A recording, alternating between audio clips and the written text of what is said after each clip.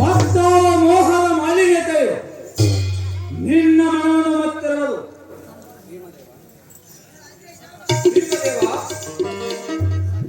ಸಜ್ಜನರ ಸಂಸಾರದ ಚಿತ್ರವು ಕಲ್ಪನೆ ಕಂಡ ಕೂಡಲೇ ಕಾರ್ಯವು ಕಂಪಾಯಮಾನವಾಗಿ ಕೈಯನ್ನು ಗಾಡಿಯ ಚಾಪವು ಕಳಚಿ ಬೀಳುವುದು.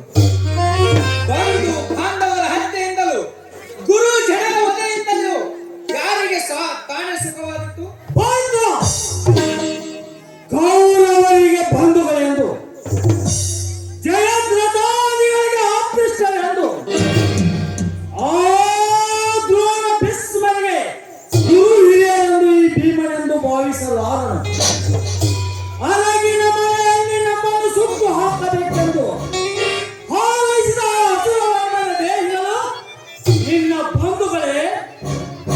ಅನ್ಯಾಯದಿಂದ ನಮ್ಮನ್ನು ಅಲೆಗೆ ಎತ್ತಿದವರು ನಿನ್ನ ಹಿತೈಷಿಗಳೇ. ಕೌರವರ ಕೃತಿಗಳಿಗೆ ಮೌನದಿಂದ ಒಪ್ಪಿಗೆ ಕೊಡುತ್ತಿದ್ದ ಆ ದ್ರೋಣ ಭೀಷ್ಮರು ನಿನ್ನ ಗುರು ಹಿರಿಯರೇ. ಒಂದು ಸಮಯ ಕಾಲರಾತ್ರಿ ಕಾಲ ಪುರುಷನನ್ನು ತುಚ್ಛೀಕರಿಸಬಹುದು, ಮೃತ್ಯು ದೇವತೆಯ ಧರ್ಮವನ್ನು ಹೀಯಾಳಿಸಬಹುದು. ಆದರೆ ಈ ತ್ರಿಭುವನ ಮಲ್ಲನ ಗದೆಯು ಪ್ರಬಂಧನ ಪತ್ರವನ್ನು ಪ್ರಮಾಣಗೊಳಿಸಲಾರದು. ನಿಜ. ಆದರೆ ಭೀಮದೇವ, ಕೌರವರನ್ನು ದಂಡಿಸಲು ಈ ದೇಹವು ಕಾಲದಲ್ಲಿ ದುಂಡಾಲವಾಗಿ ಕುಣಿದಾಡಲಾರದು. ಈ ಗಾಂಡೀವ ಚಾಪವನ್ನು ಸ್ವಜನ ರಕ್ತದಲ್ಲಿ ಎದ್ದು ತೆಗೆಯಲಾರೆ. ಅರ್ಜುನ, ಆ ನಿನ್ನ ಗಾಂಡೀವ ಚಾಪವು ಈ ಗದೆಯು ನಿಮಿತ್ತ ಮಾತ್ರ. ಕೌರವರ ಬಹಿಷ್ಕಾರ ಚಿತ್ರವನ್ನು ವಿಶ್ವದ ಚಿತ್ರವನ್ನು ಈಗಾಗಲೇ ಚಿತ್ರಿಸಿದರು. ಸತ್ಯ ಭೀಮಾಭಿಪ್ರಾಯವೇ ಕೃಷ್ಣಾಭಿಪ್ರಾಯ. ಕೃಷ್ಣ, ನಿನ್ನ ಮಿತ್ರನಿಗೆ ಮೆತ್ತಿಕೊಂಡಿರುವ ಮೋಹವನ್ನು ನೀನೇ ದೂರೀಕರಿಸಬೇಕಲ್ಲದೆ ಬೇರೆಯವರಿಗೆ ಸಾಧ್ಯವಿಲ್ಲ. ನನ್ನ ಭೀಮ ಜ್ಞಾನ ಶಕ್ತಿಗಳ ಸಂಗಮ.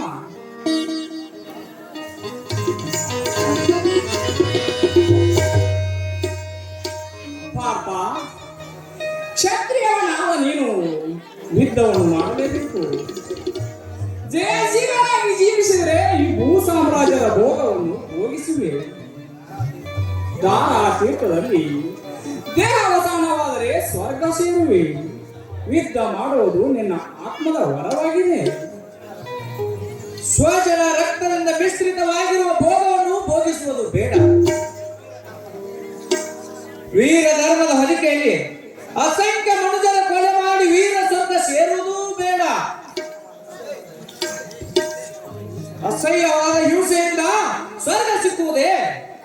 ಹಿಂಸೆ ಕ್ಷತ್ರಿಯ ಧರ್ಮವಾದ ಯುದ್ಧವೂ ಹಿಂಸೆ. ಸೃಷ್ಟಿ ಕ್ರಮವೇ ಹಿಂಸಾಮಯವಾಗಿದೆ. ತಾರಕ ಮಾರಕಗಳು ನಿಸರ್ಗದ ಗರ್ಭದಲ್ಲಿರುವು. ನರನೇ, ನೀನು ಯಾರನ್ನು ಹೊಡೆಯುವೆ? ಹೊಡೆಯಿಸಿಕೊಳ್ಳುವವರಾರು? ನಾನು ಹೊಡೆಯುವನು, ಕೌರವರು ಹೊಡೆಸಿಕೊಳ್ಳುವರು, ಅಥವಾ ಕೌರವರೇ ಹೊಡೆಯುವರು, ನಾನು ಹೊಡೆಸಿಕೊಳ್ಳುವೆನು. ಹೇಳುವನು ನೀನೇ ಅಲ್ಲವೇ? ಕುಂತಿ ಕುಮಾರ ಭಾರತನಲ್ಲವೇ? ಹೌದು ಕೃಷ್ಣ, ಹಾಗೆ ಹೇಳಿದವನು ನಾನೇ ಅರ್ಜುನ. ಈ ದೇಹವೇ ಪಂಚತತ್ವವಿನ ಪಾರುದೋಷಿ. ಈ ದೇಹವು ಅರ್ಜುನನೇ. ಕೊಳೆತು ಊಳಿ ಹೋಗುವ ಕೇಸಿ ಕಳೆಬರಗಳು ಸ್ಥಿರವಾದವುಗಳೇ. ಕಳೆಬರ ಪ್ರಾಣ ಹೋದ ಮೇಲೆ ಈ ಮೃತದೇಹವು ಯಾರದೆಂದು ಕೇಳಿದರೆ ಅರ್ಜುನನ ದೇಹವೆಂದು ಹೇಳಬಹುದು. ಹಾಗಾದರೆ ಅರ್ಜುನ ಎಂಬ ವಸ್ತು ಯಾವುದು? ಈ ದೇಹದಲ್ಲಿರುವ ಪ್ರಾಣವು ಪಾರ್ಥನೆಂದು ಕರೆಸಿಕೊಳ್ಳುವುದೇ? ಪ್ರಾಣ ಪ್ರಾಣ ಪಂಚತತ್ವದೊಳಗಿನ ಒಂದು ತತ್ವ. ನಿಜ ದೇವ. ಹಾಗಾದರೆ ಅರ್ಜುನ ಎಂಬ ಅಂಕಿತದಿಂದಿರುವ ಅದಾ ವಸ್ತು ಅದನ್ನೇ ತಿಳಿಸು ತ್ರಿವಿಕ್ರಮನೇ. ಹಾಗಾದರೆ ಕೇಳು, ಕಿವಿಗೊಟ್ಟು ನಾನು ಬ್ರಹ್ಮಾಂಡದಿಂದ ಕೇಳಿ ಬರುತ್ತಿರುವ ಆ ವಿಶ್ವ ಕವಿಯ ಕವನವನ್ನು. ನೈನಂ ಚೇರದೆ ಶಸ್ತ್ರಾಣಿ ನೈನಂ ದಹನ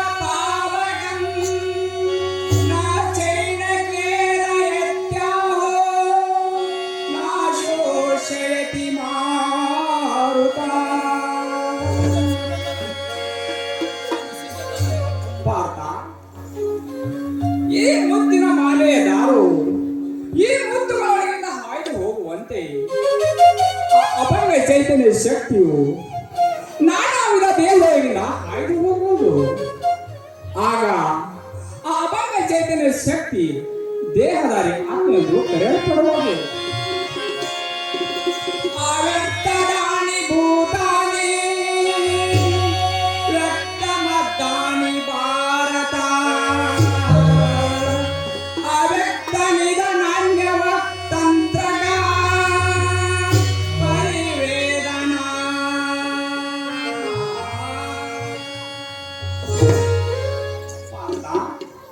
ಆ ಅಭಂಗ ಚೈತನ್ಯ ಶಕ್ತಿಯು ಯಂತ್ರ ಸ್ವರೂಪವಾಗಿ ದೇಹದಾರಿ ಆತ್ಮನು ತನ್ನ ವರ್ಗಕ್ಕನುಸಾರವಾಗಿ ಜೀವನದ ಕರ್ತವ್ಯವನ್ನು ಮಾಡಲೇಬೇಕು. ಫಲದ ಆಸೆ ಬಿಡದೆ ಮಾಡಲ್ಪಡುವ ಕರ್ಮವು ಸಹಜಯೋಗಕ್ಕೆ ಸಮಾನವಾದ ಅದಕ್ಕೂ ಅಧಿಕವಾದ ಯೋಗವೇ ಕರ್ಮಯೋಗ. ಕರ್ಮಣ್ಯವಾಧಿಕಾರಸ್ಥೆ ಮಾಪಲೆ ಸುಖದಾಚನ ಮಾ ಕರ್ಮ ಫಲ ಹೇತೋ ತೇ ಸಂಗೋಸ್ತೆ ಕರ್ಮಣ್ಯೇ.